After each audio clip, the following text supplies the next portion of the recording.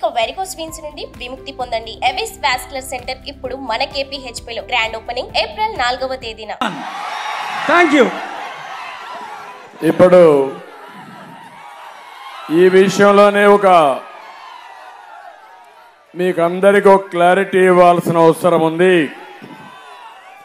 ఈ 5 సంవత్సరాలు ఈ నియంత ఎవరైతే అహంకారిగా ఈ రాష్ట్రంలో ముఖ్యమంత్రి అయ్యాడో అధికార దుర్వినియోగం చేసి ప్రజా సమస్యలపైన ఎవరైనా నోరెత్తి వాళ్ళ నోరు మూయించే పని చేశాడు. ఎవరైనా కానీ గట్టిగా మాట్లాడితే ముందు పోలీసులు పంపించేవారు, ఆ తర్వాత CBCIDని పంపించేవారు. శనివారం అయితే ప్రొక్లైన్స్ పంపించి ఎక్కడికక్కడ వాళ్ళ ఆస్తులన్నీ కూడా ధ్వంసం చేసేవారు. శుక్రవారం సాయంత్రం అరెస్ట్ చేసి బెయిల్ కూడా రాకుండా మళ్ళీ వాళ్ళని కస్టడీకి పంపించేవాళ్ళు. నేను 5 ఏళ్లు చూశాను, చాలా మందిని చూశాను, చాలా మందిని కాపాడాను. కొంతమంది అయితే నేను కాపాడలేక నన్ను చేరలేక జీవితం మీద ఆశ వదులుకొని ఆత్మహత్య చేసుకునే పరిస్థితికి వచ్చారు. తమిళ్లో ఒక విషయం చెప్తున్నా మీ అందరికీ. ఒక అబ్దుల్ సలీం అనే వ్యక్తి నంద్యాలలో వీళ్ళ వేధింపులు భరించలేక ఏం చేయాలనో దిక్కు తెలియకుండా చనిపోవాలని నిర్ణయించుకున్నాడు.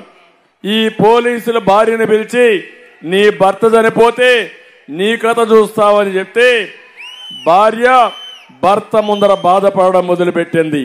నువ్వు పోతే నా మీద పడతారు, అవసరమైతే నీతో కూడా నన్ను కూడా తీసుకుపోమంటే భర్త ఆ రోజు నిర్భరం చేసుకుని ఇద్దరం చనిపోతామని నిర్ణయించుకున్నారు.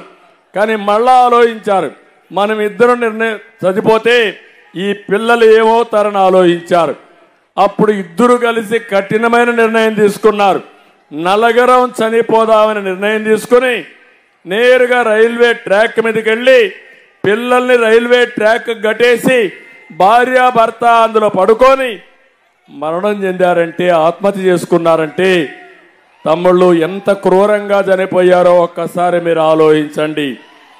అంటే మొన్నే మీరు చూశారు ఇంకొకటి, ఎక్కడైతే కడప జిల్లాలో అన్నమయ్య జిల్లాలో ఒంటిమిట్టలో సొంత ఆస్తి ఒక చేనేత కుటుంబం, ఆ ఆస్తిని వైఎస్ఆర్ కాంగ్రెస్ నాయకులు రాసేసుకున్నారు.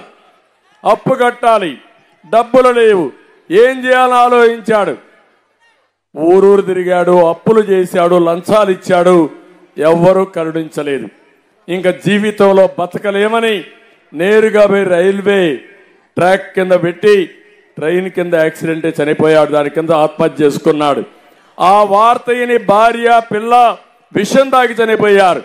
ముగ్గురు కూడా ఒకే కుటుంబంలో 2 నెలలకు మునుపు జరిగిందంటే మీరు ఆలోచించాలి. ఈ ప్రభుత్వం ఒక ఘోరమైన ప్రభుత్వం, నీచమైన ప్రభుత్వం, క్రూరమైన ప్రభుత్వం.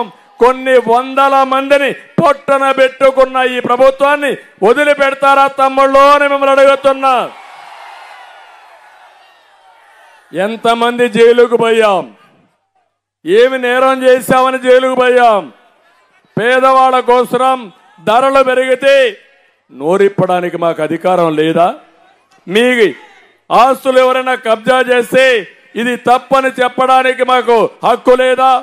రైతుకు గిట్టుబాటు ధర రాకపోతే రోడ్డు మీదకి వస్తే మమ్మల్ని అరెస్ట్ చేస్తారా మీరు? 5 ఏళ్ళు ఇదే తంతు. ఆ తంతులో భాగమే రఘురామకృష్ణరాజు అని చెప్పి నేను మీకు తెలియజేస్తున్నా. కాబట్టి ఈరోజు పాలకొల్లు సాక్షిగా మిమ్మల్ని కోరుతున్నా, ఈ విషయం రాష్ట్రంలో ఉండే 5 కోట్ల మంది ఆలోచించాలి. ఇది నా ఒక్కడి సమస్య కాదు. నన్నేదో జైల్లో పెట్టారని నేను మీ దగ్గర రాలేదు. నా సమస్య కాకుండా ఇది ఒక రాష్ట్ర సమస్య, ప్రజా సమస్య, మీ పిల్లల భవిష్యత్తు, మీ భవిష్యత్తు అని మరొకసారి మీ అందరికీ తెలియజేసుకుంటూ, అందుకే నేను మిగిలిన విషయాలు మాట్లాడతా.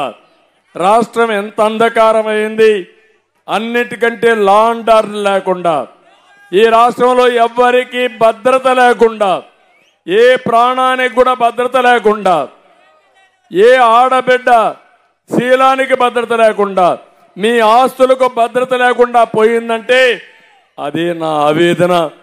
అందుకే నా పోరాటం. అందుకే మిమ్మల్ని అందరినీ కోరుతున్నా, అందరూ కలిసి ముందుకు రండి. అందరం కలిసి ముందుకు పోయి రాష్ట్రాన్ని కాపాడుకుందాం.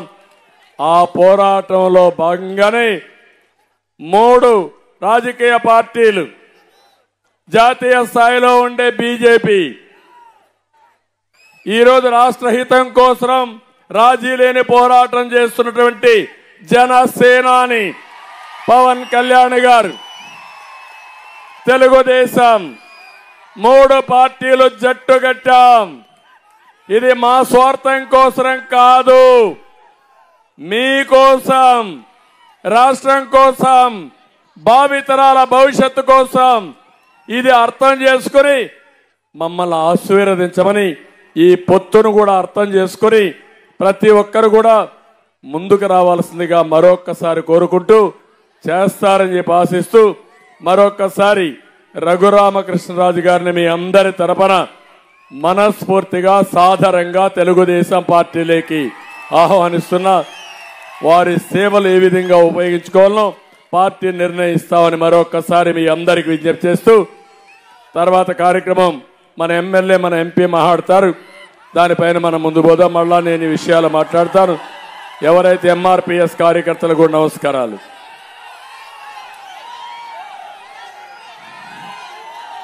పాలకొల్లు ప్రజాగళం సభనందు మన జాతీయ తెలుగుదేశం పార్టీ అధ్యక్షులు నారా చంద్రబాబు నాయుడు గారికి, వేదిక మీద ఉన్నటువంటి Telugu Desam party, Bharatiya Janata party, Janasena party నాయకులకు, వేదిక ముందున్నటువంటి నా కుటుంబ సమానులైనటువంటి నా సోదర సోదరీమణులకు అందరికీ ముందుగా నా హృదయపూర్వక నమస్కారాలు మీ అందరికీ కూడా తెలియజేసుకుంటూ ఉన్నా.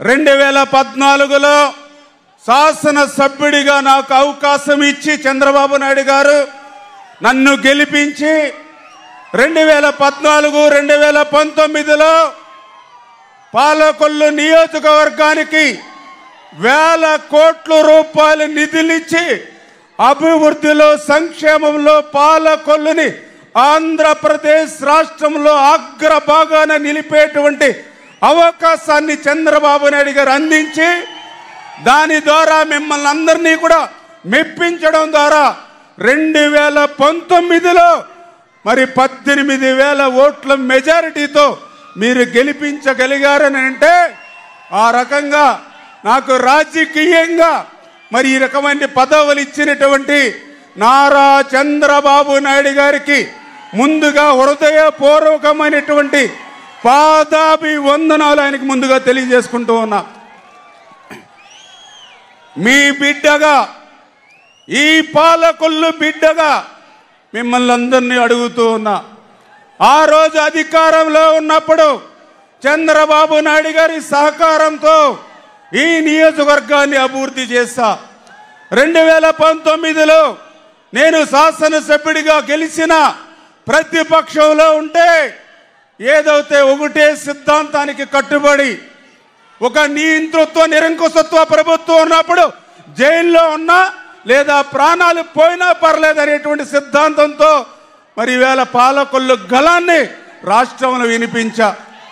మీ అందరికీ ఒకటే తెలియజేస్తూ ఉన్నా, ఆ రోజు మరి ఏదైతే పాలకొల్లు మీరందరూ ఒక్కసారి గుర్తుపెట్టుకోవాలి, ఒక కోవిడ్ వచ్చింది, ఇంట్లోంచి బయటకు వచ్చేటువంటి పరిస్థితి లేదు ప్రజలకి. అటువంటి రోజుల్లో నా కుటుంబం అంటే నా భార్య, నా పిల్లలు కాదు, నా నియోజకవర్గంలో 2 లక్షల మంది నా కుటుంబ సభ్యులుగా భావించి, నా కుటుంబానికి దూరంగా నా ఇంట్లో వాళ్ళని వదిలి నేను పైన సెపరేట్గా నా కంచంలో నేను భోంచేసి నా బట్టలు నేను ఉదుక్కుని 50 రోజులు నా కుటుంబానికి దూరంగా క్వారంటైన్ ఆసుపత్రులు తిరిగా, మరి కోవిడ్ ఆసుపత్రులు తిరిగా, కోవిడ్ పాజిటివ్ పేషెంట్లు ఇంటింటికి తిరిగా. ఒక వరదలు వస్తే పేకల లోతు నీళ్ళల్లో నా ప్రాణాలు సైతం పణంగా పెట్టి ఒక్కసారి మా ఇంజిన్ కూడా పోయి మా పడవ ఈస్ట్ గోదావరికి కూడా కొట్టుకుపోతే ఆ రోజు చంద్రబాబు నాయుడు గారు కూడా ప్రమాదం తెలుసుకుని కలెక్టర్ గారితో ఎస్పీ తోటి అందరితోటి మాట్లాడి ఎక్కడో 5 గంటలకి మా పడవ మిస్ అవుతే రాత్రి 9 గంటలకి ఈస్ట్ గోదావరిలో ట్రేస్ అయి మళ్ళీ మీ ముందుకు నిలబడ్డా. అంటే ఈ రకంగా మరి ఏదైతే టిట్కో ఇళ్ళు ఉన్నాయి మీ అందరికీ తెలుసు. ఆ రోజు మండు టెండలో 240 కిలోమీటర్లు సైకిల్ మీద విజయవాడ దాటి అమరావతి అసెంబ్లీకి వెళ్ళానంటే ఎవరి కోసం వెళ్ళా? మండు టెండలో ఎవరైతే సుమన్ టీవీలో మీ పర్సనల్ అండ్ బిజినెస్ ప్రమోషన్స్ కోసం కింది నెంబర్కి కాంటాక్ట్ చేయండి.